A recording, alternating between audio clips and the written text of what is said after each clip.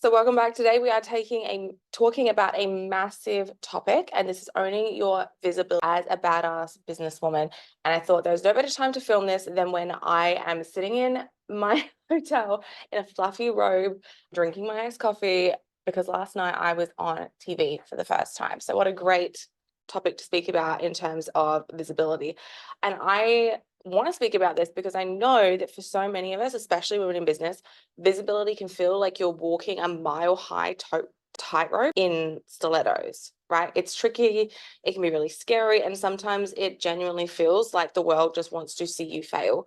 But guess what? Today I'm going to help you flip the script on it and share some of the ideas and perspectives that have made me so comfortable being seen and creating the most amazing media opportunities and PR gigs for myself, my brand, and my business. So how do we start really feeling safe with the idea of being seen, of really strutting our stuff? How do we make our mark and really stand out and feel good about doing that, right? So the first step is to create a really safe space where you can be seen and heard and acknowledged without judgment. You see, we've got to get rid of all of these shitty ideas, those tired tales that tell us to blend in, that tell us just be smaller, be less, don't say that, smile more, all that type of thing. And how do we really feel okay with standing in? It's time standing out. It's time to heal from all the battles and the fear that you've fought in the past around visibility, and it's time to create a new perspective on it, a new emotion, a new anchor with visibility. So we all have that nagging inner critic, the one that feeds us nothing but self-doubt smoothies, right? Some of my clients call her their inner Karen. I call her my inner broke bitch because she just wants to keep me small and broke, right? So it's time to show her the door. We just literally do not have time for her shit anymore. That voice is not you. That voice is fear playing dress up, right? So stepping into the spotlight might make you feel like you're stepping onto a stage naked. And the thought of our ideas and our work and even our entire selves being up for public scrutiny can be downright daunting. The TV show that I filmed for last night, I am going to be speaking about a very, very controversial topic where I know the girlies will come for me. I know they will. I've done enough work in healing this and my visibility wounds and building the emotional intelligence enough to hold that. I know that that says more about them than it says about me. But we can really let that criticism define our self-worth and what we bring to the table. But it's time to just say to her, I don't have time for your shit.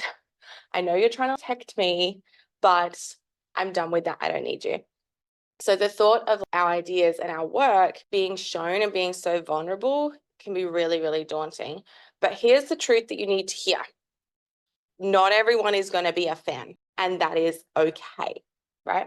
Criticism and disagreement and polarity are as natural as wine with cheese, are as natural as iced coffees and fluffy hotel bathrobe, right? Not everyone's going to be a fan. That is okay. That interest through difference of opinion is what keeps life interesting, right? They don't define our worth or our value or what we bring to the table. Once you get this, you can really begin to separate your self-worth from other people's opinions and step into the spotlight like the badasses that we know we really are. And while we're in that spotlight, let's not forget it's about your distinctive voice and your distinctive message as well, right? I get so much hate. There'll be so much hate on this video. Every time I post a YouTube short, there is all these comments saying, get back to the kitchen. You're not as great as you think you are. Lose weight, all this type of stuff. And I honestly collect those, I screenshot them, and they go in a folder on my phone. And I use them as more content because I understand if someone's so broken to comment that on another person's piece of content that they've put effort into, that's like a complete them issue. What does it only hurt people, hurt people?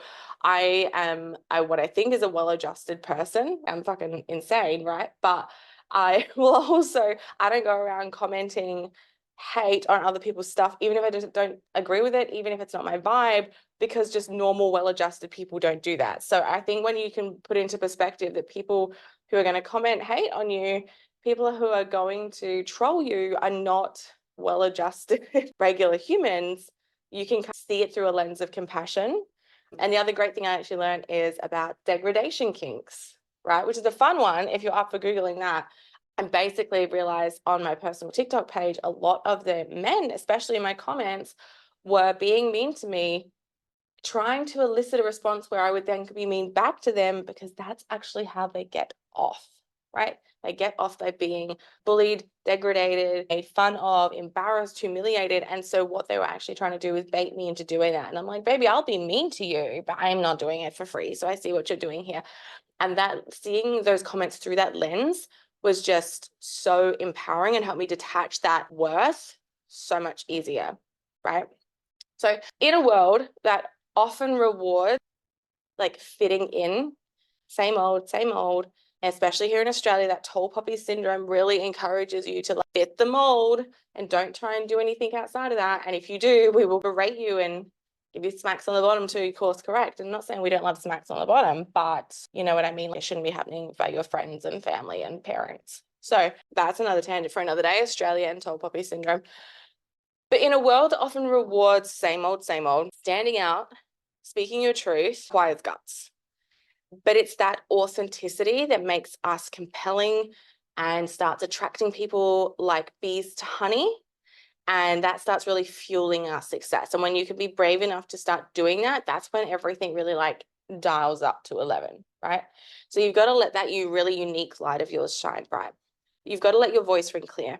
And when you send your message out into the world with a fuck, I'm here, bitches vibe, the success of your brand is all about your ability to share brightly and unapologetically in your own space. If you can't have an opinion about something and stand behind that opinion, not even like opinion, if you can't have a perspective of you, an opinion, an idea, a process that you can stand behind with clarity, certainty, and balls to the wallness about you, why the fuck do you think anyone else would believe you? Why the hell do you believe that you have authority enough to sell products, offers, and services to people, right?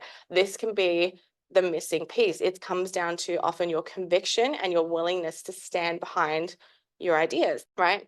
So when you step into the spotlight, you are not only putting your brand on the map, you're also showing and yourself on the map, you're also showing other women what's possible. So there's this part in your head that's like, if I keep playing small and I keep hiding from this, how am I helping other women, right? How am I sharing things? And that's the message, the controversial topic that I just filmed for last night. Is that my favorite topic to speak about? No. Could I speak about it for 3 weeks straight and still not even barely touch the surface? Yes. Is it important that I have these conversations so that more women have conversations like this and it's opened up on a broader spectrum and there's a lot more awareness about it? Yes. So at some point that vision is bigger than my little bit of fear and insecurity, right? When you can step up like this, you're showing other women that ambition isn't a dirty word, that success is worth striving for, and that being seen and heard and well paid is non-negotiable. And while we're at it, let's not forget to cheer ourselves on and our wins and applaud our success. I put a post in last night while I was waiting in the green room, and I put it up. I was like, celebrate with me. I'm sitting in the green room. I manifested this TV appearance. I'm repeating to myself, I am not nervous. I am excited over and over again. And I put that post everywhere I could think of because I wanted to celebrate myself and that I achieved this opportunity. And I also wanted to say, like, celebrate with me. And it was amazing. There was such an overwhelmingly positive response. And I think as more women can stand up and say, not from a marketing perspective of like, I did this, so hire me, but I did this and I'm really proud of it. And I'm a regular human and I want you to know that you can do this too, right? And when we do that and we can cheer ourselves on, our own wins, our own successes, it is so, so powerful because we often downplay, right, our achievement faster than we down a glass of champagne on a Friday. But by owning our victories, we boost up our self-belief, our confidence, and it really helps, I think, to inspire others to do the same. And so it's about talking about that win-win. I'm doing this for me and it's great for me, but it's also great for other people in all these other ways, right? So to wrap it all up, visibility as a woman in business isn't just about promoting your brand or your work or your personal brand. It's about really tearing down those walls and challenging the status quo, reclaiming that power of being seen as a visibly wealthy, successful, ambitious, unapologetic woman. And it's about that healing and growing that goes on behind the scenes before you're actually strutting into your full potential. So it really is time to take charge, to stand visible in the business world, and remember that you are fully capable of achieving it, and that you're more than worthy of being seen and heard and very much paid. So thank you for watching. Don't forget to like and comment, subscribe, share this as a podcast episode when it comes out, and I will see you in the next video.